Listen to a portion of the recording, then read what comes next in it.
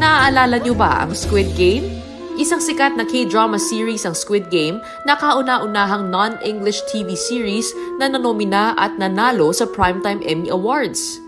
Nakilala si Chris nang maging isa sa mga cast sa seryeng ito.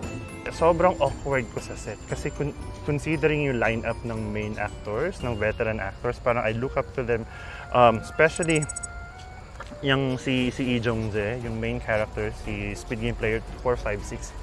Talagang matagal ko na siyang nakikita. I mean, back then, sabi ko, napakagaling ng taong to. Tapos si Park Hae-soo Benim, which is apparently another like theater performer. I love theater.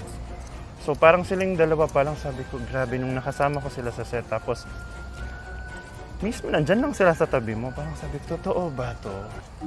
Isang dating call center trainer si Chris. Nagpunta raw siya noon sa Korea para makasama ang kanyang inang nakabase na sa Korea.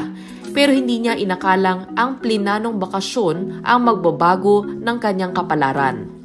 Artista ka ba doon sa Pilipinas? Ako hindi po. Hindi po tayo napagbigyan ng pagkakataon sa Pilipinas. Mukhang dito pa tayo pinalad. Nagsimula lang ako bilang bantay actually. Nung mga nag-extra talaga.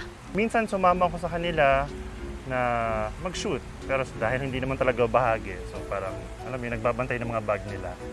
And then, hanggang sa ayun, nasigawan. They were so mad at me because everyone was already in the set except me. Maya-maya, nagulat na lang ako, may isang staff na may dala ng damit. Parang sabi niya, oh, come. Sumali ka na lang. Pinasali po. On the spot po yung pagsali ko doon. Doon po nagsimula yan. Hanggang sa nagulat na lang ako, may isang Korean manager at that time na parang sabi niya, oh, do you wanna be an actor here in Korea? Tapos sabi ko, oh, seryoso ka? Good thing she speaks English. So she started asking me questions. Do you want to be an artist in Korea? Do you want to be an actor? Sabi ko, etong mukhang ba sure ka? Sabi ko, okay ka lang. Halos 7 taon na ngayon sa Korea si Chris at napabilang na sa iba't ibang K-drama at pelikula. One thing na I've learned from them, siguro nung may mga nakakasama na ako mga actors, was they always tell me that when you're part of this project, do not consider yourself as an extra. Skills ang labanan dito. Kasi I always study what's being given to me regardless if it's a small role, a role with a line or two. For me, dun ko na ipapakita yung professionalism ko eh. And awa ng Diyos, through prayers and through right people, na-achieve naman po natin yung goal. Nahanap nyo yung landas nahanap nyo. ko yung hinahanap ko dito pa sa Korea. Galing.